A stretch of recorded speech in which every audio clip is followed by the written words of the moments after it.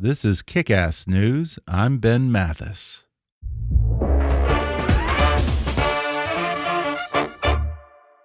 Feeling stuck in your job? Bank of America's The Academy for Consumer and Small Business helps you develop a long-term career path. Through peer mentorship, immersive programs, and a variety of clear and distinct paths, you can reach the next level in your career. Take your first step towards a long-term career path at careers.bankofamerica.com. Kick-Ass News is brought to you by Capella University. Are you considering a doctorate to help you lead at the top of your field and contribute to your profession in more meaningful ways? Capella University can help. With flexible online degree programs and scholarship opportunities for select programs, Capella can help you support your goals from beginning to end. Learn more at capella.edu/kick. And now, on with the show. Hi, I'm Ben Mathis. Welcome to Kick-Ass News. If you've ever seen Steven Spielberg's Oscar-nominated film Catch Me If You Can, then you know the story of Frank Abignale. Before he reached his 19th birthday, Abignale successfully performed cons worth millions of dollars. He became one of the most notorious imposters, claiming to have assumed no more than 8 identities, including a pilot, a physician, a lawyer, and a U.S. Bureau of Prisons agent. Posing as a pilot for Pan Am, he flew more than 1 million miles on the airline's dime and cashed over $2.8 million in counterfeit Pan Am checks. His cons eventually caught up to him, and after a few years in prison, he came over to the good guys, helping the FBI detect fraudulent checks and catch con artists. Today, he continues to lecture at the FBI Academy and field offices and is an expert in fraud, forgery, and cybersecurity who consults for Fortune 500 companies, financial institutions, and law enforcement. Now he wants to protect you from fraud with his new book, Scam Me If You Can: Simple Strategies to Outsmart Today's Ripoff Artists. And today, Frank Abignale joins me on the podcast to discuss his early life of crime, how he turned it all around, and how he's now helping to protect people from scammers.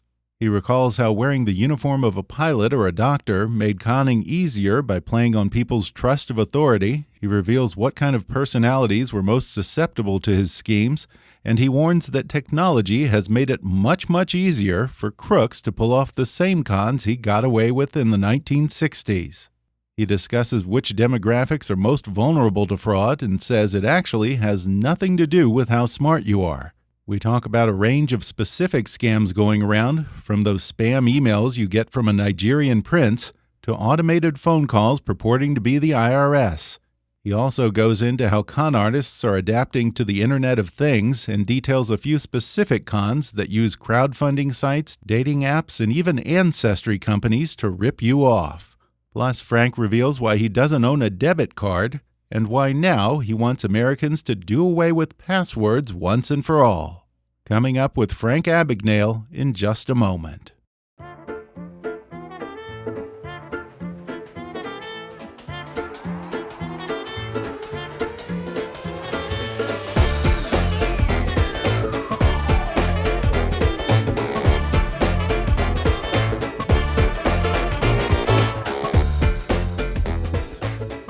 Frank Abignale is a former con artist who wrote the book on scams and cons. In fact, he wrote several of them, including The Art of the Steal, Stealing Your Life, and Catch Me If You Can, which was later turned into a movie starring Leonardo DiCaprio. Today, Frank Abignale is one of the world's most respected authorities on the subjects of fraud, forgery, and cybersecurity, lecturing at the FBI's Academy and field offices, and consulting with major corporate clients such as AARP, Experian, Intuit, and LexisNexis.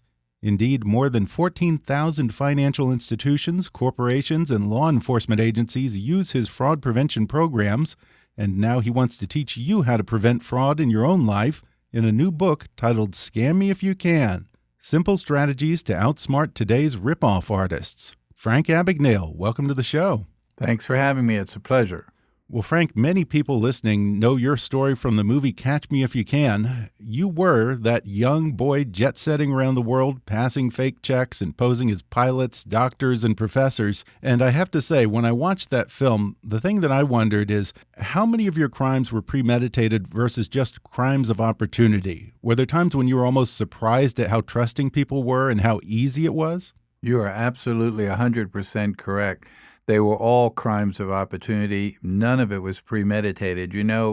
I started out writing bad checks, but I would walk in the bank and have to try to convince the bank officer to cash a check for me. And then one day I happened to be walking down the street in New York and saw an airline crew come out of a hotel. And I thought to myself, boy, if I could get one of those uniforms, and then I walked in the bank and supposedly was an airline pilot, I bet they'd cash my check without question.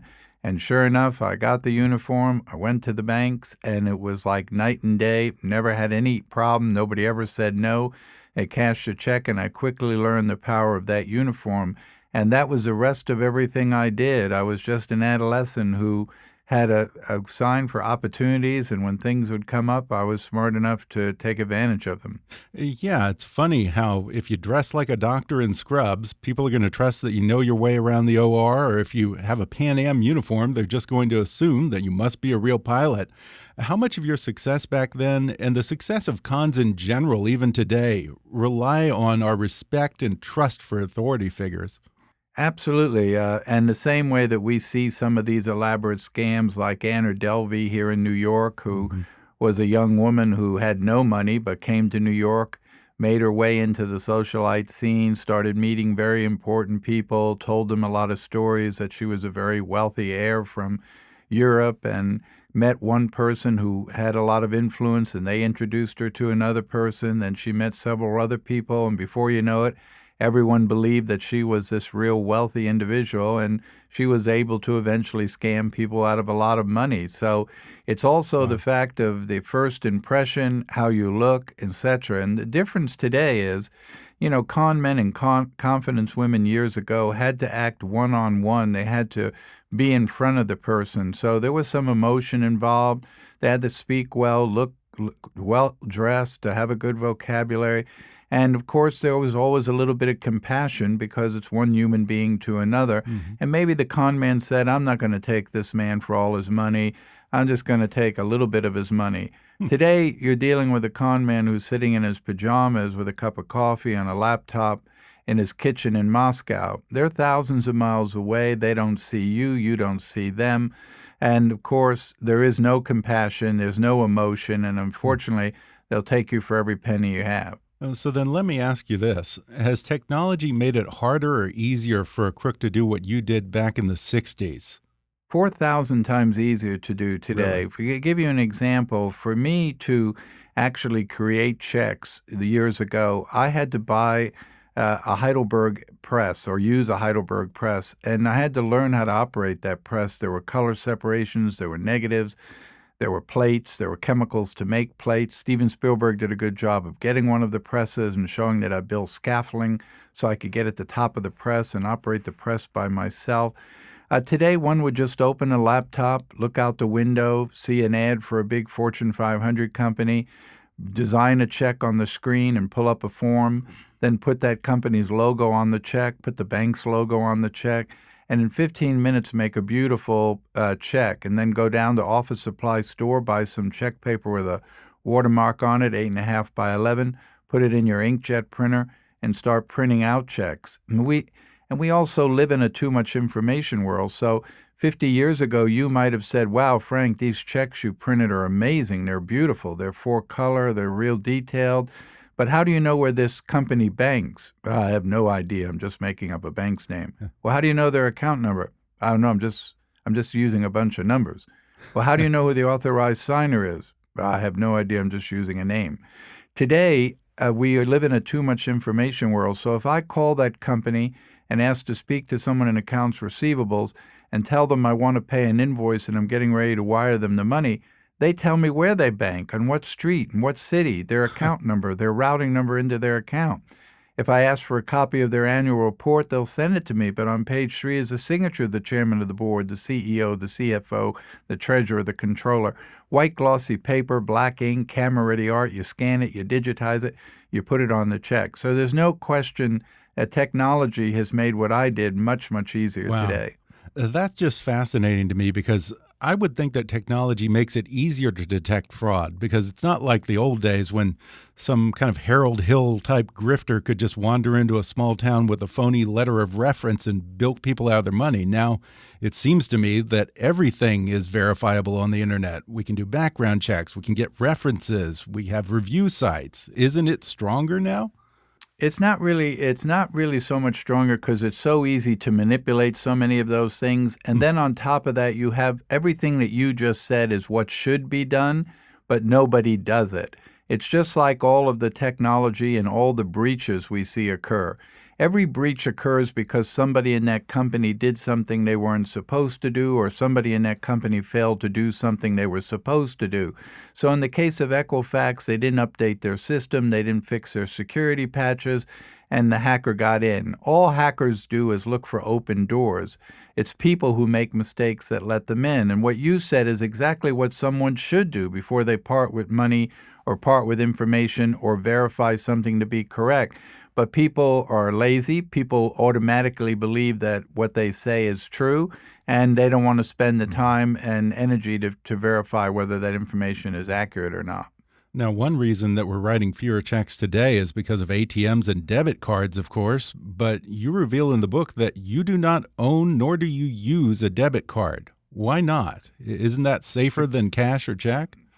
No, actually, the safest form of payment that exists on the face of the earth, and I've written about this for many years in books and articles, is a credit card. Credit card, not credit debit card, but credit card, Visa, MasterCard, American Express, Discover Card.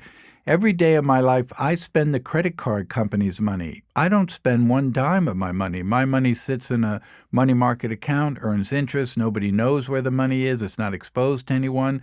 I go to the dry cleaner, I give them my car. I go to the airport, I give them my card. And I would do everything to protect my number, but if someone gets my number tomorrow and charges $1 million on my credit card, by federal law, I have zero liability. I have no liability. If I purchase something online and they don't deliver it, the credit card company makes it good. If I buy something online, they deliver it broken but refuse to take it back, the credit card company makes it good. When I pay the credit card bill in full or minimum due, my credit score goes up, so I continue each month to build credit and my credit score. When I use a debit card, every time I take it out of my pocket, I'm exposing the money in my account.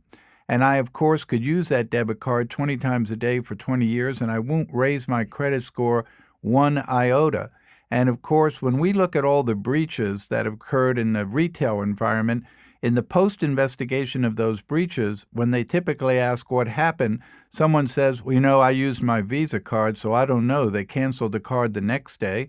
And 2 days later, they sent me a new card. That was the last I heard about it. Oh, no, I used my debit card off my credit union, and they actually took about $3,000 out of my bank account, and it took me about 3 months to get it back, while they said they were investigating it. So even when I go to an ATM machine, I only use an ATM card, not an ATM debit card, Oh, okay. not an ATM card with a Visa or MasterCard logo. Just my card, because then I'm governed by the same laws as my credit card. Interesting. Okay. So that makes sense. So by using a credit card, you're actually kind of doing yourself a favor and taking some of the burden of protecting yourself off of your shoulders and putting it on someone else. Right. You're really actually saying if they're going to steal somebody's money, let them steal the credit card company's money, not my money. Yeah. And in addition to being anti-debit card, you say that you're also anti-password. I mean, all passwords that we use to access our email, our Amazon account, social media, these are passwords that I assumed are supposed to be there for our security and to prevent fraud. You say that we should do away with them altogether, huh? Yes, I've written many years ago that passwords are for tree houses. Passwords were invented in 1964. I was 16 years old. I didn't even begin to do the things I did. Today, I'm 71 years old, and we're still using passwords. And we know that 87% of malware, ransomware, breaches all occur because of passwords. So we're long past due getting rid of passwords. They're complicated. They're hard to remember. They make it easier for criminals to access our accounts. So I have finally now started to see in the last few years some really good new technology that identifies you by your telephone. and does not use passwords. So a lot of universities have dropped passwords. I know a lot of big insurance companies have, and a lot of major banks are getting away from passwords. And I think in the next 2 or 3 years, you won't see passwords around anymore. And that's long, long overdue. Should have been Really? done a long time ago. What about if I, say, make up a really long and complex password? I use numbers, caps, punctuation, or maybe even use one of those randomly generated passwords. That's not good enough, you don't think? No, because what happens is most of these technologies don't use anti-replay. So it's kind of like when you say I take my i10 phone and I take a picture and I put my picture on there so that when I open or unlock my phone, I have to have my image up there, my biometrics. Well, when you took that picture, your biometrics became a long stream of numbers and letters. But if I capture those numbers and letters and I replay them, then I'm you. And that's the problem with biometrics. So in developing the technology for no passwords, the first thing they had to do was develop anti-replay, which they did. They patented it. And then they developed the ability to be able to identify yourself by your phone. There's a great ad on TV, I've seen it several times, where Serena Williams is running through the marketplace. She just has her phone in her hand. She's in a jogging outfit. She sees a necklace she'd like to buy at the market, so she walks over to her ATM. She presses the app on her phone. She gets the money. She had no card, no password, and off she goes. It's an advertising for a major bank. But that's the kind of technology you're starting to see, that when you call the call center at your bank, they're not going to ask you a lot of security questions. They're just going to ask you to press the app on your phone and identify yourself through your phone. Interesting. Now, you mentioned malware a moment ago. I feel like I'm constantly under assault every day. Right. What devices are most susceptible to malware? Things like your cell phone, many times your PC at home, and of course there are many scams. I found in writing this book one thing that was surprising to me is that millennials fall for more scams than seniors do, but seniors Wow. lose more money because they have more money. And one of Really? the biggest scams, of course, is you're on your computer, a pop-up comes up, says, "This is Microsoft, you have malware on your computer. Please call this 800 number." Yeah. And you call the number and they tell you they can fix it, but they need a credit card number and there's a fee involved. And I can't tell you how many people fall for that Wow. scam. And you say in Scam Me If You Can that you knew when you were first doing cons as a young man that certain people were more apt to come under your spell than others. What kind of people made for easy marks? Typically people who just automatically believed you, they didn't question anything, they just thought that you were that who you say you were. They didn't really have any kind of imagination that you couldn't be telling them, you could not, maybe not telling them the truth. There are a lot of people, people, thank God, are basically honest. And because they're honest, they don't have a deceptive mind. So when the telephone rings and the caller ID says it's the IRS or it's the police department or it's the U.S. government or Medicare, they assume automatically, oh, that's who it is, because no one has told them that caller ID is easily manipulated and I can make it say whatever I want it to say. So what I did in writing this book, and by the way, I wrote this book at the request of AARP, but I wanted to include millennials, I wanted to include investment people in writing the book, and I gave all of the money for the book, the royalties and the advance, back to AARP so that they could fight crimes against the elderly. But in writing the book, it was just amazing to me, all of these scams, basically, no matter how sophisticated or how amateur, came down to two red flags. And the red flags were very simple. At some point, I'm going to ask you for money, and then I'm going to ask you to give me this money immediately. Give me a credit card over the phone, go down to Walmart, get me a green dot card, call me right back with the number on the back, wire me the money, give me your checking account number. Has to be done right now, this moment. That was a huge red flag. And the other one was, at some point, I'm going to ask you for information. So I might call. The caller ID says it's your bank. You assume it is. You pick up the phone. Well, we detected some suspicious activity on your credit card, wanted to call you. And they'll talk for a little bit, and then they finally say, now, to make sure you have your card in your possession, can you read me the 3 numbers on the back of your credit card? The minute they start asking you for information, Social Security numbers, dates of birth, bank account numbers, that's the other red flag. And in the book, you refer to how con artists, quote unquote, get Victims under the ether. Are these tricks that you just described some of the tactics that they use? And what does that mean, getting someone under the ether? Getting you really convinced that they're the real person and Mhm. that everything they're telling you is true. You know, we have seen romance scams almost double now, and you have people who basically meet you online.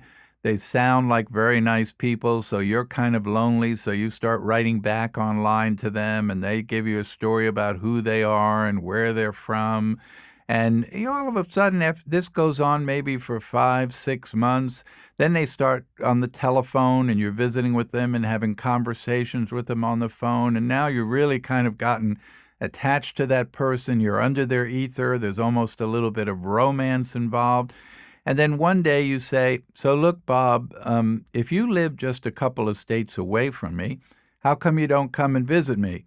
"Well, I would, but I have to have this operation, and it's $30,000, and I don't have the money, and if I don't get the operation, I don't even know that I'm going to make it." "Well, you know what? I could loan you that money," and that's that red flag. And that's where you lose your money. You never met that person. You really don't know that person. You only met them online. You have to be a little more careful today. Anytime you're going to part with your money or you're going to part with information, you need to know who is on the other end. And I'm curious, is there any data on who's more susceptible to these romance scams, men or women? Mainly women. And what happens a lot of times now is you see these people who go on Facebook and there's a picture of a young Marine, really good looking guy, well decorated. He's in his uniform, looks really sharp in that close up photo. They snatch that photo and then they email that photo out to thousands of people and they claim that they're that person. And of course, young women come on and start to say, "Hi, my name's Barbara. I saw you on your email and like to get to know you, meet you." And they'd start to befriend those people, believing that that's the guy in the picture, when in reality it could be an 80-year-old guy. And eventually, again, they might say, "I'm in Afghanistan, and I was wondering if you could send me over some money for some canteen stuff, or you could give me a debit card or something so I could access some money." And it's all just part of that scam. Again, Mhm. you really don't know that's the person. All you've seen is a picture. They told you they're that person, but you really don't know that. And that relationship's fine unless I start to ask you for money or I start to ask you for personal information. Then it becomes a totally different relationship. Let me ask you this. There's such a proliferation of dating apps now, from Tinder and Match.com to Bumble. Is any one dating app any better than the others in terms of verifying the identity of users? I really don't think so, and I get very concerned about apps. As you know, the Face app came out. 80 million Americans signed up for it. Right. They scrolled through the contract, didn't read it, put at the bottom and said, "I agree," because it's free. It is a Russian bot, a Russian app in which the Russians were simply trying to get data, and now they have information on 80 million Americans. They have their biometrics, they have their pictures, they have their information, and of course, they know how they look at 20, they know how they're going to look at 40. That was a foolish mistake. So I went back to pull that contract. And when you read it, you see that it says it's irrevocable. They can use your picture in any way they want. They can track you. They can do all these different things that you just turned around and said, "I agree," because it was free. So I think you have to be very careful about the type of apps you download and understand who you're doing business with. I wouldn't want to go just use a dating service because they have a free app or they have an app. I'd want to know, is this a real legitimate company? What are their references? How long have they been around? As I remind people all the time, you can't rely on the police, you can't rely on the bank, you can't rely on the government. You have to be a little smarter today. You have to be a little wiser consumer today before you part with your money or you part with information. We're going to take a quick break, and then I'll be back with more with Frank Abignale when we come back in just a minute.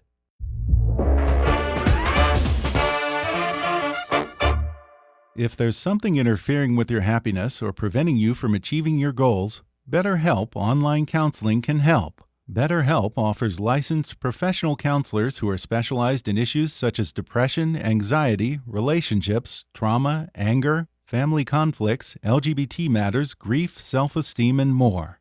Connect with your professional counselor in a safe and private online environment. And get help at your own time and at your own pace. Anything you share is confidential. And it's so convenient, you can schedule secure video or phone sessions as well as chat and text with your therapist. If for some reason you're not happy with your counselor, though, you can request a new one at any time for no additional charge. Best of all, it's a truly affordable option. Our listeners even get 10% off your first month with the discount code KICK. So why not get started? Go to betterhelp.com/kick. Then simply fill out a questionnaire to help them assess your needs and get matched with a counselor you'll love. That's betterhelp.com/kick. And now, back to the podcast. And I was surprised to learn in the book that apparently education doesn't really have a whole lot to do with it. In fact, you actually say that college-educated people are twice as likely to get scammed as those who don't have a college degree. Why is that? Yeah, you know, what's been amazing to me is I do a podcast out of Washington, D.C. every Wednesday sponsored by AARP. And basically, we go to people who have been victimized that have written in. We send an investigator out to interview that person, document everything they said. We get them to get their voice on the radio and talk about what happened to them. And then we go back and talk about why this happened to Mr. Jones or Mrs. Jones and what they should have done so it wouldn't have occurred.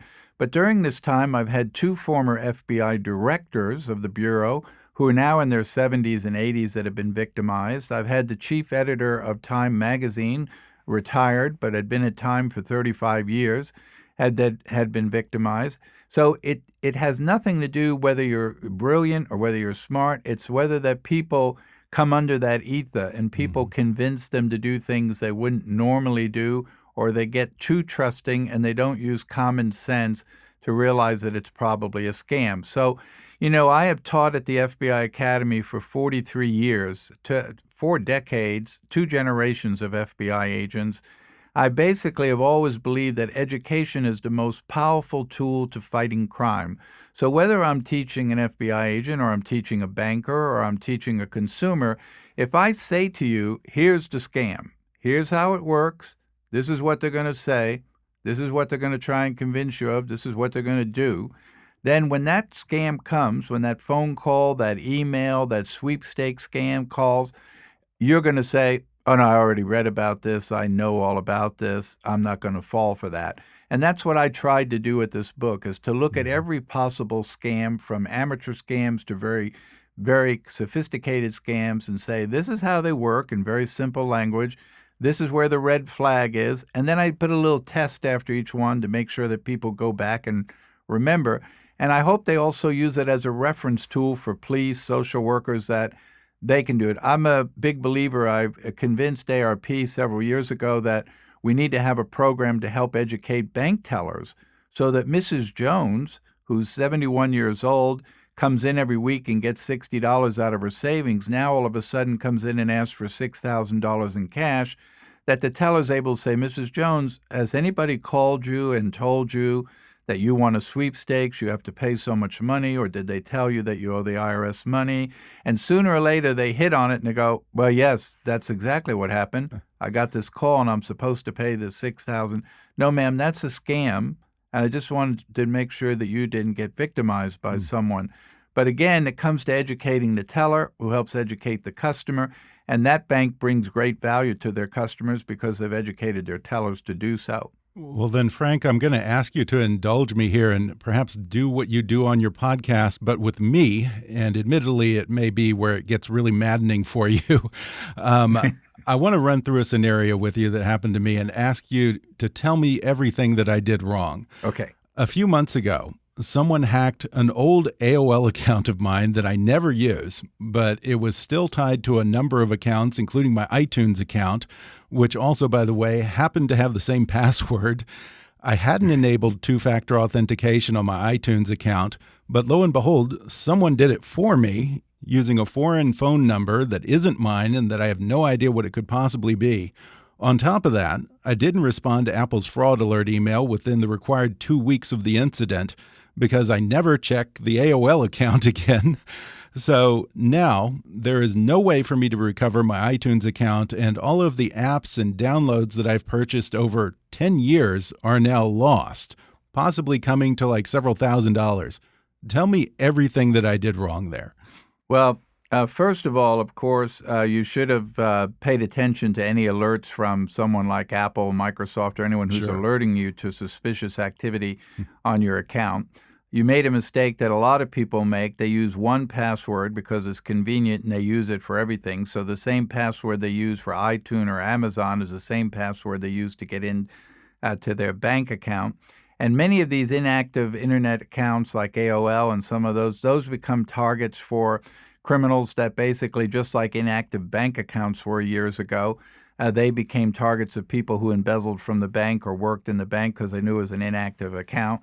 So there were little things that you could have done like that, but it doesn't mean they still wouldn't have taken you. The technology and the ability that people have today with some of the devices we have that are not very secure, and the companies that supposedly store a lot of this data don't have a lot of security in place, just like Equifax didn't, and people are easily be able to get in.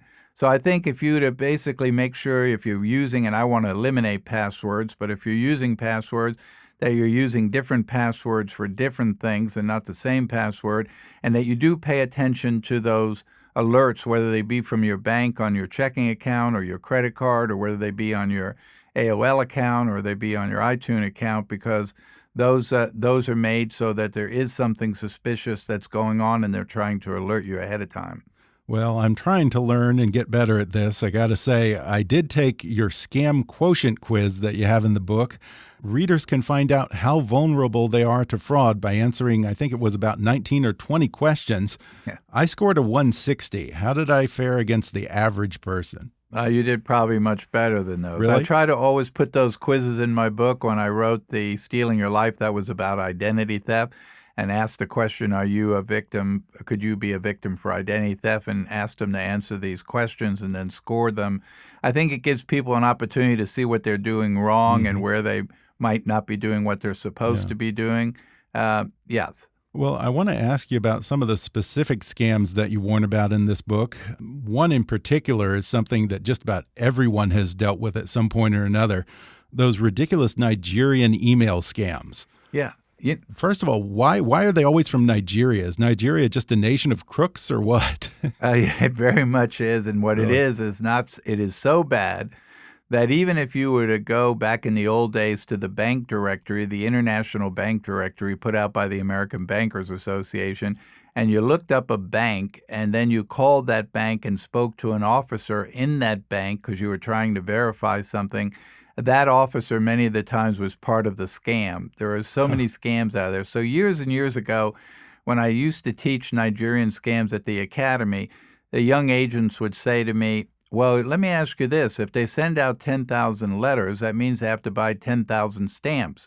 So where are they getting the money to send these letters out? I said, no, all of the stamps on the letters are counterfeit. They're not real. They counterfeited them. So it cost them nothing to send it out. But they send out 10,000 letters. They're only looking for 0.1% to respond.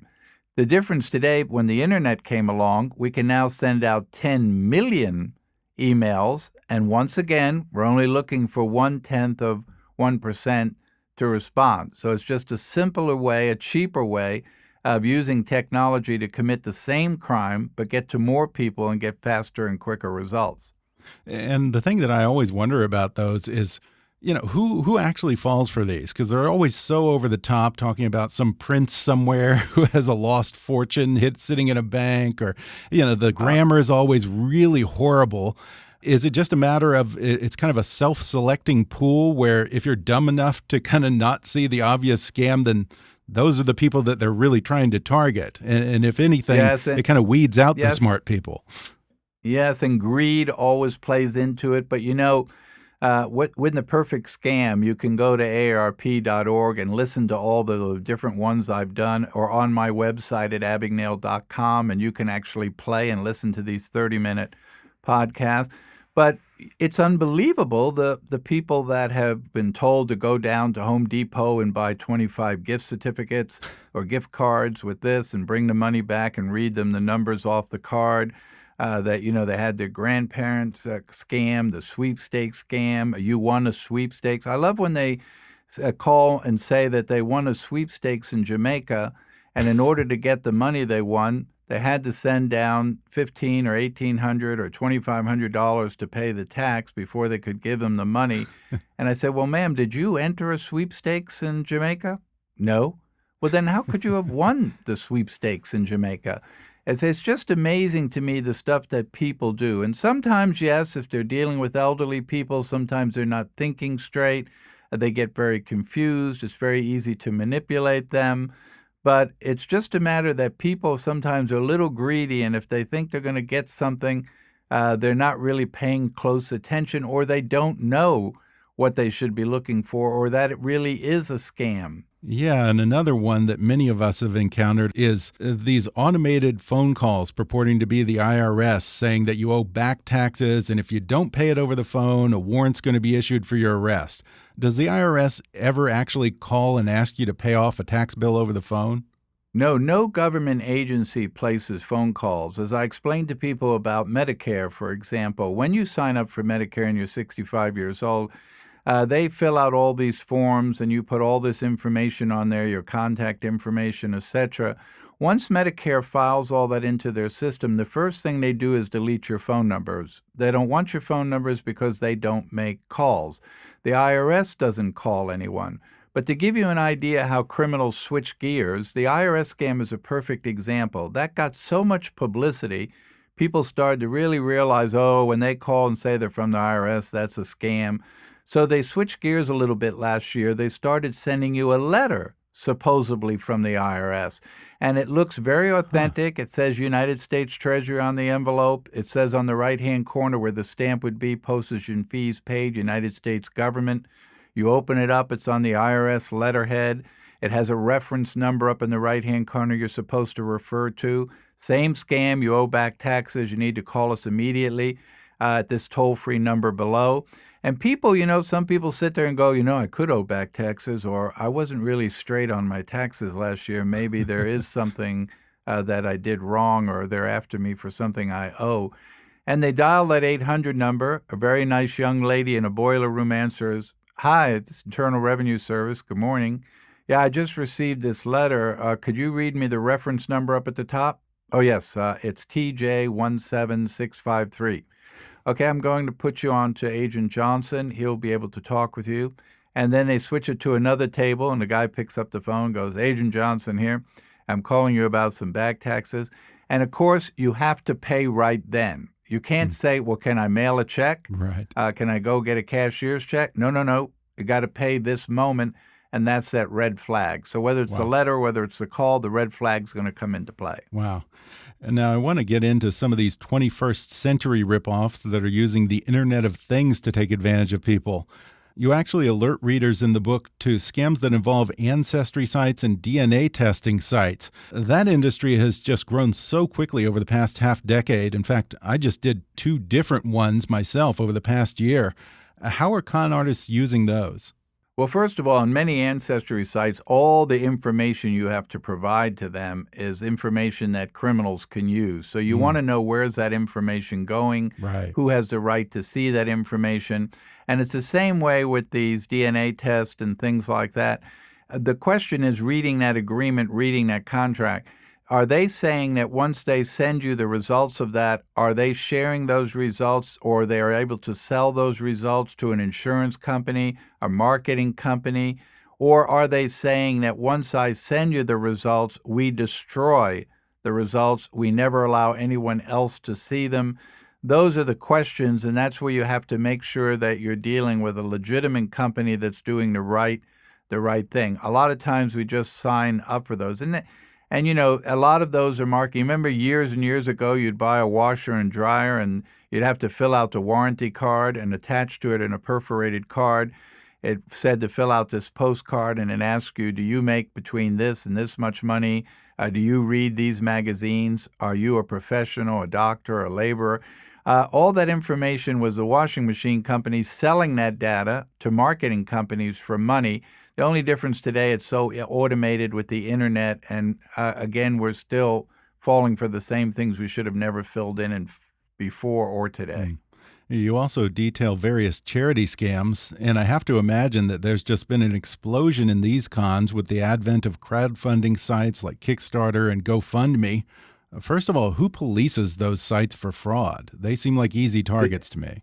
The only one that does, and does a very good job of it, is the State Attorney General's office. I've had the opportunity over my career to work with all of the various State Attorney Generals, no matter what their politics were.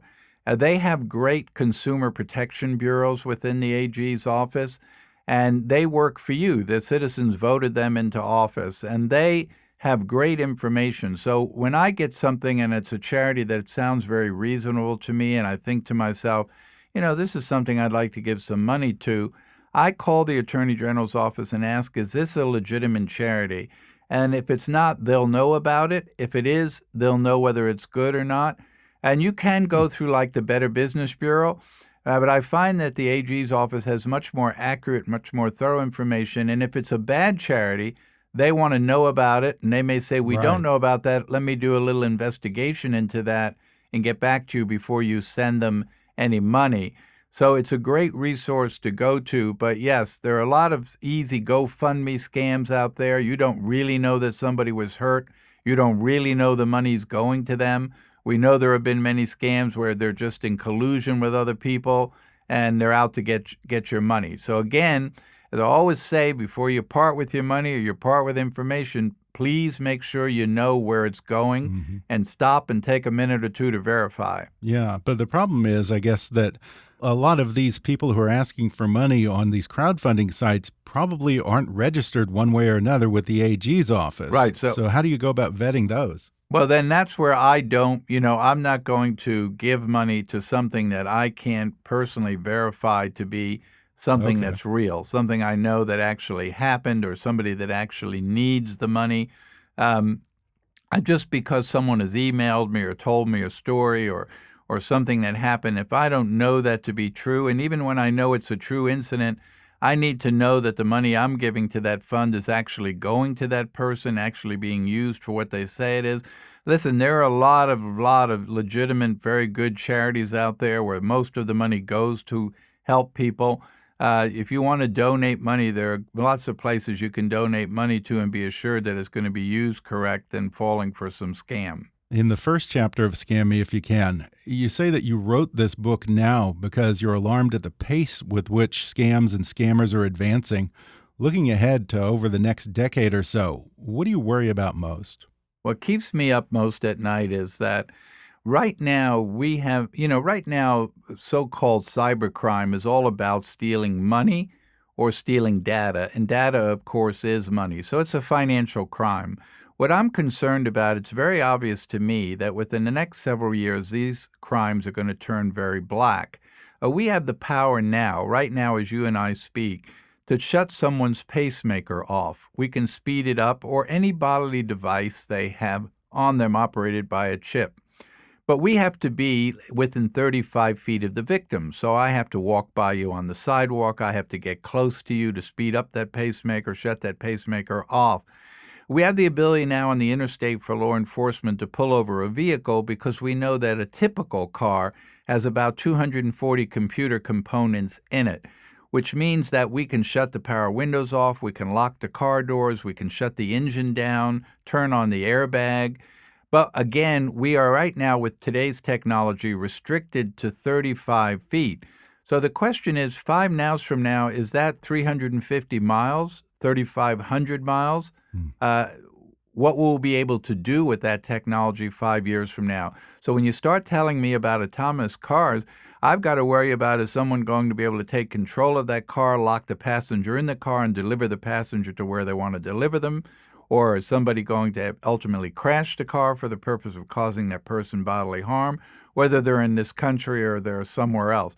So I think there's a lot of things to be worried about along those lines, along with taking over the electrical grid, shutting down banking systems, and other things. I think we're just at the infancy of what really cyber crimes are all about and attacks are really all about. Scary stuff. A lot to worry about. It is scary. Yeah.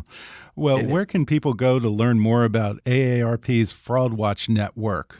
You just go to AARP and type in Fraud Watch Network. One of the things that we did in developing this Fraud Watch Network is we have a toll-free number you can call through AARP, and you'll find it on their website at the Fraud Watch Network's desk, which is in Denver, Colorado, that's staffed by volunteers, but very educated volunteers who know a lot about all these scams and cons. You do not, I emphasize, you do not have to be an AARP member. You can be 18 years old and call them and ask them, is this charity okay? Or I think I've already been scammed. What do I do to try to get my money back? Who do I notify? Is this a scam? Someone sent me this email. Is this real or is this part of a scam? They can answer all those questions for you. AARP does put on a lot of video training tapes that they have available online. And on my website, it's just abignale.com. I sell no products. I provide no services. It is strictly an educational site. And you can go there and learn about cybercrime. You can learn about how do you protect yourself from identity theft. You can listen to the podcast on the perfect scam. Or even if you're just more on the commercial side, you want to know how to spot a fraudulent check, how to detect a counterfeit bill or a shortchange artist. All of that's on my website. Again, I believe very strongly that educating people is the prime way to keep people safe.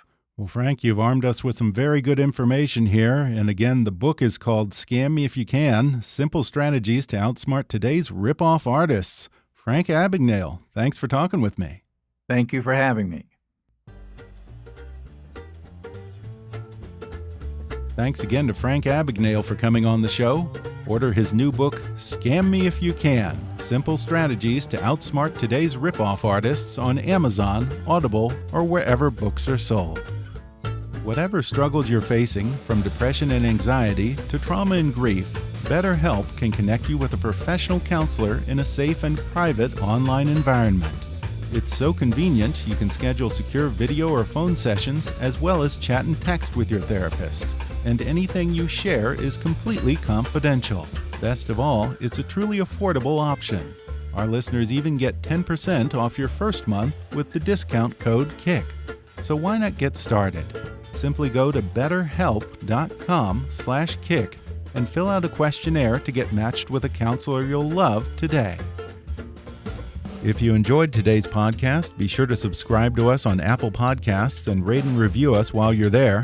5-star ratings and detailed reviews are one of the best ways for new listeners to discover the show. You can also follow us on Facebook or on Twitter at @KickassNewsPod and recommend us to your friends on your social media. For more fun stuff, visit kickassnews.com, and I welcome your comments, questions, and suggestions at comments@kickassnews.com. For now, I'm Ben Mathis, and thanks for listening to Kick-Ass News.